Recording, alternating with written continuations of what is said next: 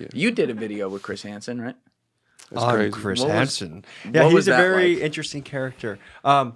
So we got to go into a house that they had set up with cameras everywhere. There was local PD waiting, and it was just a sting operation. Take a seat. Yeah. And he is a very, I don't want to say neurotic, but he's in the zone. Like, he's constantly taking notes on his clipboard. He's kind of practicing his lines, and he shut things down. Like, when the person was 20 minutes away, he, like, you can't even whisper. Like, he just would be like, he's a professional, and this is what he does. So he just wanted everything. He was an operator. Everything was in tip-top shape. And then when the predator comes, that's his entering the UFC cage. He goes in there, like Bruce Buffer announces he's there, and then he strolls in and he does, like, that's his thing that he does for the world. And it was just very interesting to see it from 15 feet away, and we heard it on the other side of the wall. Like, Oh, so you can't see it. Hey guys, if you haven't already subscribed, please hit that subscrib button. It's a huge, huge help. Thank you. we had a monitor in like the room. closed captions. Yeah, but like I want to say there was a huge adrenaline rush. I didn't think it was a big deal. I'm like, oh, some turd's gonna come in here talking to a kid. Like, it's not a big deal. But when that guy stepped in, everyone's breath was held, and it was like, holy shit, I can't believe Chris Hansen is out there doing it right now. It is crazy. And it's real. It's actually someone who's there thinking they're meeting up with, like, you're in the presence of someone who's a legit pedophile. Well, there's a little gray area here. Oh. Because here's why I say that.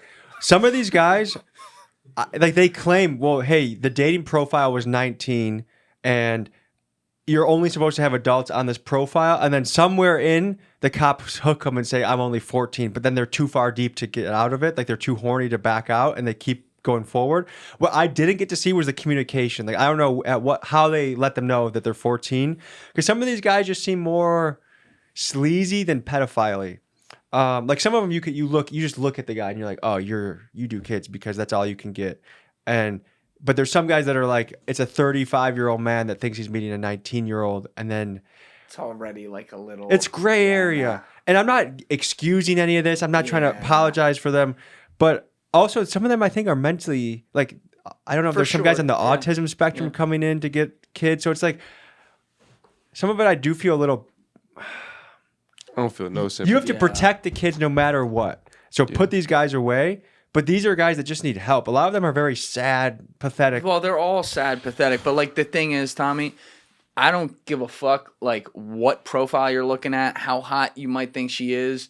All right. The second she says she's underage, that's it. Cut it Yeah, off. you can. Someone There's so says many women in the 14, world. my phone's getting burned. Like, 100%. I'm just like, Yeah, literally. I just want to know, to get the leads that they're getting, I would be curious to see what the communication looks like. They be on that. I feel like they be on. They know exactly what they're doing. I'm with Dev here. I'm sure there's a few, like, statistically, there's a few who are just this. I mean, obviously, there's something wrong with all of them, but there's a few that are, like, literally, I don't know, like. Because I guess where I'm going with the guy's defense is like, look, the app says 19. But he knows. They say it multiple times. They don't just say it once. They never just say it once. They be like, and then they'll be like, oh, they know what they're doing. I guess even think about this. Even a 35-year-old agreeing to go drive through the night and meet up with a 19-year-old, that in itself is still very weird and still like, this guy's a little bit. Yeah. And like driving. So I in no way feel bad for these guys at all. I just think when I see the guys that look for, and I'm like, oh man, like, he lives in his mom's basement. But they still know what they're doing too, though. Yeah. Yes. They still know what they're doing too. They be knowing, and they'll try to play into knowing that a kid still needs to be protected from a predator. Yeah. Yeah, I don't want people to twist your words there. I understand what you're saying. It's just like, there's such a clear line there that if you actually, like, literally are or something like that, or mentally. We're allowed to say that word again, aren't we? Sorry, bro. 2025, I've heard that. Not allowed to? I think so. It gets demonetized, but you know what I mean. What I was trying to say is, like, if you literally are mentally challenged, I don't know, maybe there's, like, some kind of case you can make there, but it's just so clear that, like, even if you're a dumb person, you're dumb enough to drive through the middle of the night because you think, like, some 19-year-old's, like, thirsty for you or something. Like, there's something going on. Yeah, what are you doing? Yeah. Now, what happens after Chris Hansen walks in there and, like, says, take a seat, like, and then the cameras stop after he does, like, the whole confrontation? Like, do the cops come? No, they get swarmed right away. So they either get swarmed because the guy tries escaping and the cops swarm him then, or like he does his 5 or 10 minute interview with them and sees how deep he can go with what their motivations are, what's happened in their life, how just acknowledging how aware they are of how much they would mess someone's life up if they went through with this. Yeah. And once he's done with that, then bam, like there's in the bedrooms or rooms next door, like there's 8 or 9 cops just ready to jump in at the slightest. Like if something's about to go off, 8 or 9 guys are jumping in on you. You see how some of them be fans of Chris Hansen too? Oh, that's the weirdest. How are you a fan? Yeah. They'd be like, I know exactly who you are. Oh, I love your show. Like you're on the show right now. And then do you see the excuses they come up with too? Like, I was just coming here to make sure they were all okay. Oh, I was delivering pizza. They said they were hungry. Oh, the panic face excuses are nuts, man. Like, it's like the peak cringe when you watch guys trying to explain it away. No, here's something to think about is a lot of these people are not, what's the word? You can't cure them of this. Right. Is there, just life in prison? Is this a death penalty situation? Because you cannot have these people out lurking. Should just put them on an island. Kids are walking around. Huh? I think we need people like that, pedophiles. We need an island, and we just throw them all on the island, man. Let them. I know of an island that might be available. I think they moved out of it, yeah. They should throw all them type of people on that island.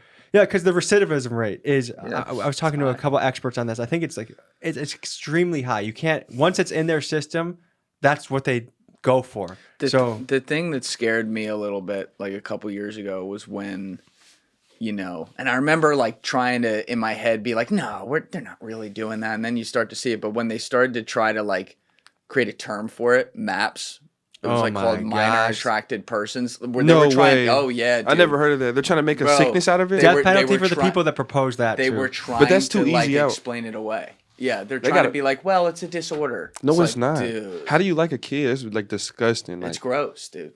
Yeah. It's like and some of them like little kids too, right? Like toddlers and infants. Yeah. Like they sell them type of videos and pictures and shit. It's disgusting. Yeah, it's literally disgusting. There was a very dark rabbit hole here that is almost too uncomfortable to go down.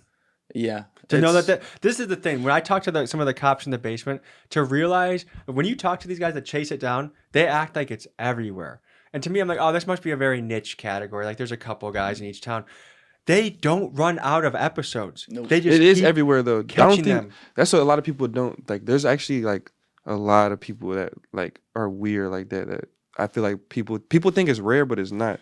Like, there's always somebody in somebody's family like doing some weird shit. Like, it's weird, bro. Just being on Telegram, I came across like a lot of weird shit, bro. On Telegram? Yeah. What kinds of shit? Just weird shit, bro. Like, people just be trolling, sending shit, like, or I've heard stories, like, just being in the atmosphere, like, around type of shit. Yeah, there's a lot of weird people and like. Are people just like sending around like? You know what I mean? I've never had nothing sent to me, but I've heard stories and shit. Yeah, and like they'll be having like just weird Telegram groups and shit. It's just everywhere. It is everywhere, and people are sick for sure. Does that surprise you guys though? Just to think that it's that widespread, does that surprise you? When I first think about it every time, of course it like surprises me because you're like, how could people be like this? And then when you hear about it more and more, you're like, not to get cynical about it, but you're like, well, I guess it's a subset percentage of people are just it's always surprising to me, but I just was so surprised how like common it was. Yeah. Like, I feel like we definitely walk across like a weird pedophile a couple times a day.